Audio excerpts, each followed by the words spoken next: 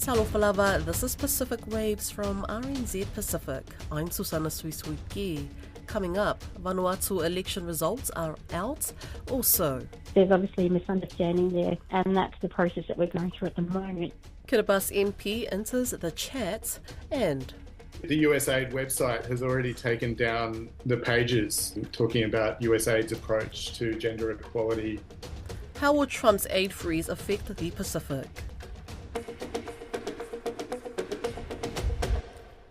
Vanuatu's parliament is expected to sit early next month, with 5 political parties signing a coalition agreement on Monday this week. The official results for this month's snap election were declared by the Vanuatu Electoral Commission on Wednesday evening, with only one woman making it into the 52-member parliament. RNZ Pacific editor Koroi Hawkins has been following the elections and joins me now. Hello Koroi, what do we know about the solo woman MP? Yes, so Marie-Louise Paulette Milne, one of only 7 women among 216 election candidates. She's a former deputy mayor of Port Vila, resigned from the municipality to contest an election. She campaigned under the Green Confederation Party. She secured 1,227 votes to pip her closest rival, Tony George, who had 1,197 votes for the final seat in the Port Vila constituency. She ran in tandem with her husband under the same party, former Vanuatu Prime Minister Moana Kalosil. He contested in the Efate rural constituency, but failed to secure a seat, polling only 950 votes. And some of our listeners might know him from 2015, when as Deputy Prime Minister, he was among a group of 14 MPs convicted and jailed for corruption and bribery. He was released in 2017. Marie-Louise' victory means the ratio of men and women in this parliament is the same as the last parliament, so only one woman MP. However, the former woman MP in the last parliament, Gloria Julia King, failed to win back her Efate rural seat. I understand the voter turnout at the last election in 2022 was below 50%. Did more people come out to vote this time? Yeah, they did. I was tuning into the live broadcast of the announcement, and total registered voters for this election, 212,245. Total votes cast, 148,279. So total voter turnout this time was 69%. That's compared to 44% in 2022, 44.1%, I believe, in 2022. However, the electoral officials were saying there was a bit of an anomaly in 2022 where they voted with both their national ID cards and their electoral cards, which resulted in a much larger total for registered voters, which may have skewed those stats. But yeah, 69% voter turnout, which is the highest voter turnout since 2008. That year it was 70% turnout. We saw in December that Vanuatu was struck by a massive earthquake, and condemned buildings are just starting to get demolished in the capital as we speak. You were in Port Vila a couple of weeks ago during polling day. What was it like, and what did voters tell you what they wanted in their elected leaders? Yeah, it was Sana. It was really, really a weird vibe. You had downtown Port Vila all cordoned off, disaster recovery efforts sort of in limbo, and NGOs doing their thing, the government sort of tied up, ministries tied up because the budget hasn't been passed, and so almost like a pause while the election was going on, and awaiting a new formation of a new government. I had a walk through the closed CBD, and I can't imagine what it would have been like to be in the middle of that quake. Buildings there, so much damage, some leaning, some of the ones being pulled down now. People were actually advised, even if you got a pass to go into the CBD, not to walk next to the buildings in case things fell off them. So it was a ghost town. If you've been to Vila before, it's a bustling tourist city. There's always lots of people in downtown area, by the seashore, and it was just a ghost town. So in the middle of that sort of a post-quake disaster setting, people were coming out to cast their votes on polling day. There were people still injured in crutches and casts turning up, old elderly people, people with disabilities, really determined to cast their votes. And what some of them were telling me, one of the questions I was asking people at polling station was what kind of leader they wanted for Vanuatu, and the message that came was they wanted a stop to the political instability. This is the second snap election, consecutive snap election. They've had so many prime ministers in the last few years because of political instability, and people were saying they just wanted leaders that put people before the politics.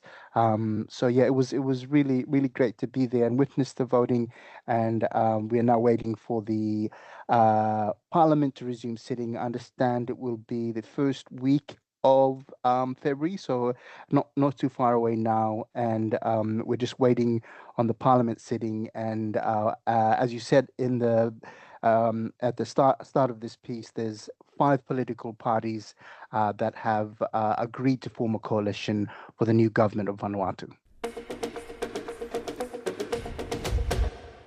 A Kiribati minister says the president is absolutely not trying to avoid New Zealand's foreign minister after Winston Peters said he had tried 3 times to schedule a visit, with the latest being called off only a week prior. Mr. Peters announced that the government is now reviewing its development aid program in Kiribati with 100 million New Zealand dollars over the past 4 years. Caleb Fotheringham has more. New Zealand-born Kiribati MP Ruth Cross-Kwan-Singh has come to her president's defence in the diplomatic row between Wellington and Taurua, saying what she called the media-manufactured drama when Mr. Peters announced the review of NZ aid to the Micronesian nation is disrespectful to Kiribati's sovereignty. Ms. Kwan-Singh, who became an MP last year, says having the president doubling as the foreign affairs minister creates an expectation and, in this case, possible confusion around visits. There's obviously a misunderstanding there, and that's the process that we're going through at the moment. You know, we've got to manage emotions within government, manage emotions within the public, and work out what's the best way moving forward to sort of manage what's happened as a result. Australia's Deputy Prime Minister visited Kiribati on the 17th of January and met with the Vice President. Ms. Kwan-Singh says Mr. Peters was given the same option, but New Zealand instead cancelled the trip. It seems that, Minister Peter Winston wasn't happy with that arrangement. It seems like he wanted specifically to meet with the President. She says linking Pacific aid to access to political leaders sets a questionable precedent and undermines the principles of partnership that underpins relationships between Pacific nations. I think this would be a different conversation if it was the Prime Minister of New Zealand that was coming to Kiribati and a so-called snub from our President. But it wasn't at all. However, both Mr. Peters and President Tanes Maumau are foreign ministers, something Ms. Kwan-Singh says will be looked at. The question that we're asking ourselves is, does that need to change?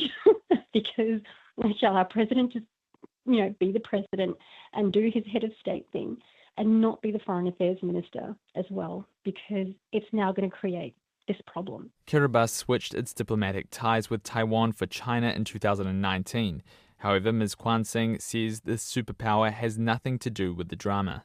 China has no more influence over this government than any other diplomatic relationship. Ms. Kwan-Singh says the announcement of the review caused public panic, but the New Zealand High Commissioner has since met with the Vice President and has given assurance that aid would not suddenly stop. In the end, my view was we just need to have this visit, right? It didn't go ahead. It should have gone ahead. They should have come, and it didn't. So we're all in this kind of, weird and confusing situation. A spokesperson for the Ministry of Foreign Affairs and Trade says all funding to Kiribati is accounted for, and the review will be used to justify expenditure and demonstrate achievements to stakeholders and taxpayers. Meanwhile, the Australian government has confirmed it continues to have amicable relations with Kiribati and does not have any intentions to review its support to the island. What does the executive order issued by US President Donald Trump to pause US development assistance mean for the Pacific? The pause is for a 90-day assessment of efficiencies and consistency with US foreign policy. Any exemptions to the pause must be approved by Trump's new Secretary of State, Marco Rubio. Don Wiseman spoke to Dr. Cameron Hill, who was a senior research fellow at the Australian National University's Development Policy Centre. Look, I think it is important, I guess, to put US aid to the Pacific in some perspective. So according to the latest data, in 2022, US aid to the Pacific comprised about 6 or 7% of total aid to the region. And that compares, say, to Australia, the region's biggest donor, which provided about 37% of total aid. So the US is an important donor to the Pacific, but it is by no means the major or even a major donor to the Pacific. I think the freeze, is important in the sense that it does raise the prospect, I guess, of the US stepping back from some key sectors in the Pacific, particularly climate change. And that was a big focus of the Biden administration's, efforts to strengthen its ties with the region. So we could see a big retrenchment on US climate aid to the region. And that'll be noticed, obviously, by the region's leaders and also by China. Yes. As I understand it, the countries that have compacts of free association, that money is not touched by this move. But places like Papua New Guinea, and they signed this significant security deal, I think just a year or so ago with the US. How much impact will it have there? Yeah, well, that's right. On the compacts, I think the sense is that it would be very hard for Trump to override those because they have been mandated by Congress. And that's where the bulk of US aid to the Pacific does go, is to the 3 compact states, Palau, the Marshall Islands, and the Federated States of Micronesia. Technically, of course, you wouldn't consider it aid, would you, since it's part of a long-standing arrangement that's got a lot to do with American security. That's right, but that compact aid does provide important social and economic assistance to those countries and is considered important to those countries, not just the security aspects, but also those economic and social programs. But on PNG, as part of, the attempt to strengthen the relationship with PNG, there was an attempt to strengthen the US's development presence in PNG. PNG was one of the countries that was included in a broader US effort to strengthen its aid and aid effectiveness in so-called fragile states. So and part of that did include programs on conflict prevention, gender equality, disability inclusion, and climate change. So, potentially, particularly, programs around inclusion and gender equality and climate change, I expect will be targeted during this review. Too woke. Basically, whatever that term might mean. Yes. Yes. The USAID website has already taken down the pages talking about USAID's approach to gender equality and disability inclusion. And I suspect the same is probably done to, USAID materials that relate to climate change. So, they're certainly on the chopping block, and they have been part of the US attempts to strengthen its engagement with PNG as well as other countries in the region. Yes, there are elements within the wider Trump administration who are advocating a complete end to foreign aid. Do you think that may well happen? Look, I think we'll certainly see significant changes, but I suspect those more radical kind of elements of Trump's entourage that might be pushing, for the complete abolition of American aid will come up against, I guess, some of the more moderate defenders of aid within Trump's cabinet and within the Congress, including among more moderate Republicans, who see aid as an important part of America's foreign policy tools and a key part of its ability to kind of compete with China. So, I suspect we'll see debate and, some of that debate will spill over into the public domain. We'll see a fair bit of confusion and disorder, which I think we've already seen with this freeze. And there will be some contention within the administration around aid. But I suspect those more radical calls will be balanced by those who see the need for a more pragmatic approach, particularly when it comes to competition with China. Okay, so this more pragmatic approach presumably will see a restoration. How far away do you think that might be? Could that be years? Look, I think it's too early to tell. I mean, the first indication I guess we'll get is when this 90-day review, which is being undertaken now, is completed. So I guess, that's sometime towards the middle or end of April. And that's when we'll get a sense of where this is going to wash out. But again, I think what we'll see is the US aid under Trump, moving away from sectors like gender equality, inclusion, climate change, and perhaps we'll see a greater emphasis on some of the things that were talked about in the Project 2025 document, which came out a couple of years ago and which,